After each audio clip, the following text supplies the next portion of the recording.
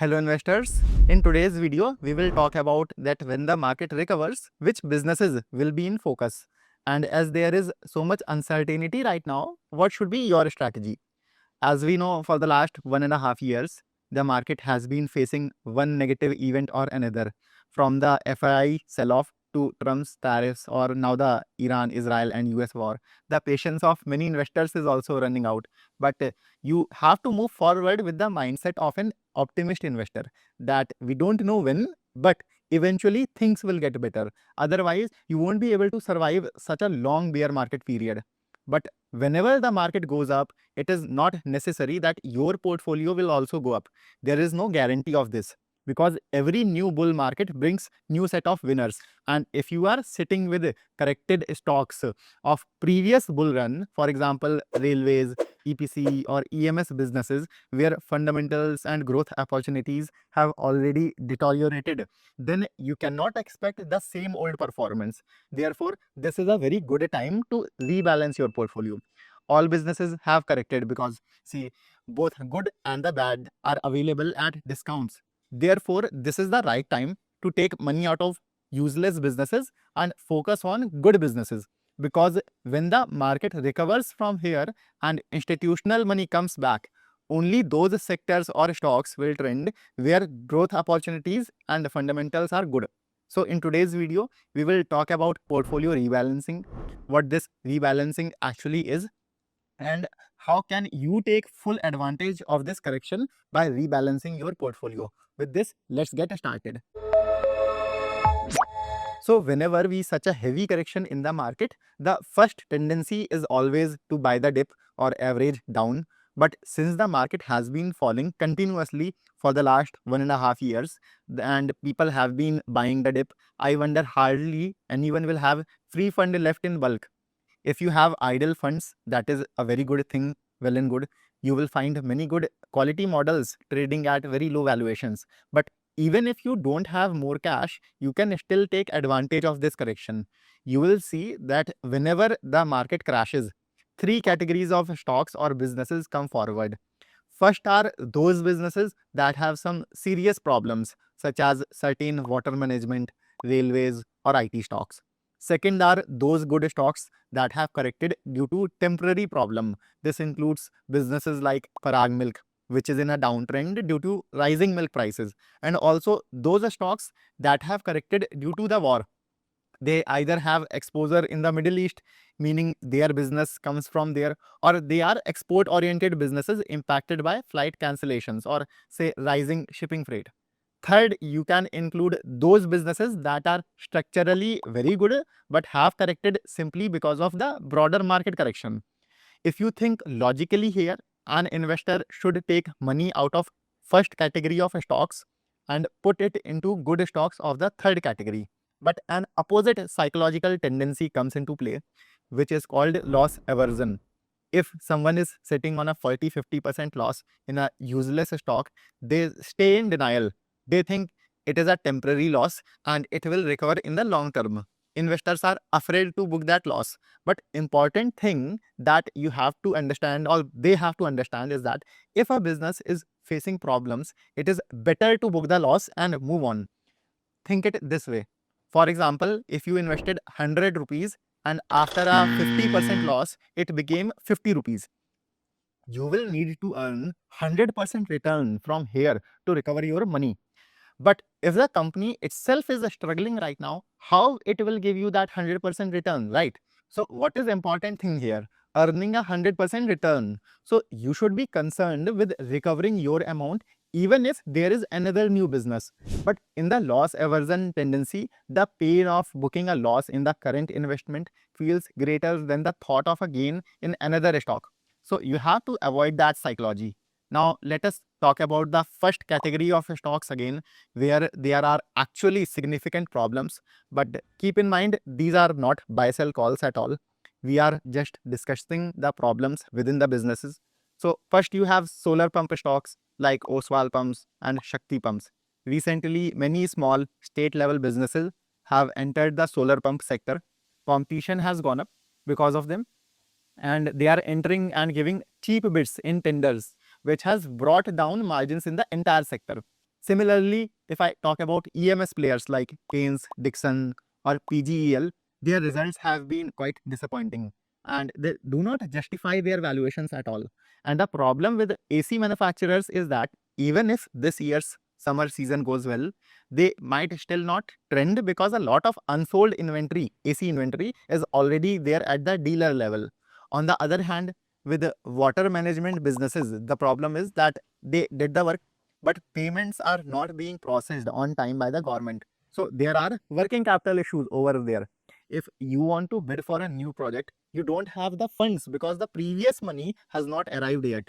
There was a wave 2 years ago when water management and these other EPC businesses used to trend a lot. But now the market is seeing the flaws alongside the growth.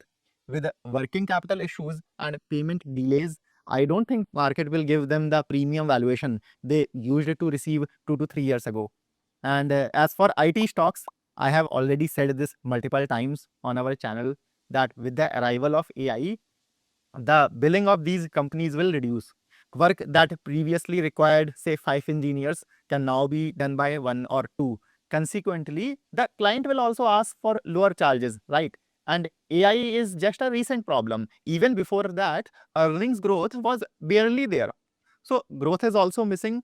Similarly, like IT in many railway businesses, there is barely any growth for infrastructure providers like RVNL and IRCON, or IRFC for finance and IRCTC for ticketing. Similarly, companies from Jupiter Wagons to Titagarh are not getting many new orders. They are just executing old ones. In railways, the Kavach theme was picking up well and HBL was emerging as a good business. However, a competitor won the order in a recent tender. I mean, HBL's competitor. Now, HBL's earning might not grow for next 2 years and they may stay flat. Therefore, HBL is also no longer such a good opportunity either. Although I personally held HBL myself and I was quite hopeful about it, but this is a very negative development. Now, a humble request going forward. If you are liking this video so far, do give me a thumbs up. Also, you can subscribe to our channel Simply Stocks, where we bring multiple such videos every week. Honestly, your likes and subscribes are our only motivation so that we keep bringing such high quality research to you for free. So do like this video and yes, also subscribe to our channel. Coming back to our discussion, the main lesson so far is that no matter the problem, if a portfolio stock is bad, you must think logically about how to utilize your remaining capital in the best way to recover the loss. Don't be stubborn about recovering the loss from the same stock that caused it. Now, if we look at second category of stocks, these are the businesses that are generally good, but their stock prices have corrected because of war or some other temporary reason. For example, one such business is Sejal Glass. Sejal Glass has a glass manufacturing plant in the UAE and it is currently impacted because of the situation in the Middle East. Similarly, companies like Pokarna and Ashapura are also affected because their businesses involve transporting bulky materials and they have to be transported by the sea. Due to the war, international trade is impacted and freight charges have increased, which is badly affecting their margins. Similarly, Garware is also temporarily impacted. For a non-war example, you can take Parag Milk. It is a good long-term structural opportunity, but because of what is happening is that milk prices have risen very quickly this year. It is putting pressure on their margins, but overall it is a solid opportunity, or I will say business, because see, protein consumption is booming in India. But see, whatever is the reason, you must have a contrarian mindset for these second category stocks. Find businesses with strong balance sheets, good fundamentals, and solid models that are trading at good valuations due to this correction or any correction. They will overcome this war related uncertainty, whether the war lasts for another 2, 4, or 6 months. These businesses will do very well once it ends because they are moated or say differentiated businesses. That is the approach you have to take here. Lastly, category 3 stocks are those stocks with very stable business models, no internal problems, I will say, and likely no connection to the Middle East. Yet they have corrected significantly. This includes businesses like Yatharth Hospital, Vintage Coffee, Gina Seco, Sky Gold, V2 Retail, and Kalyan Jewelers. which are currently trading at excellent discounts. We have covered these opportunities many times, so there is no need to go all the details again. But valuation wise, these are solid, good opportunities. But until you break the mindset that your portfolio stock might be bad and might not make you money, you won't be able to make a decision. This is a very tough time. Or another way to go about is that you make yourself understand that you are not booking a loss, you are just switching.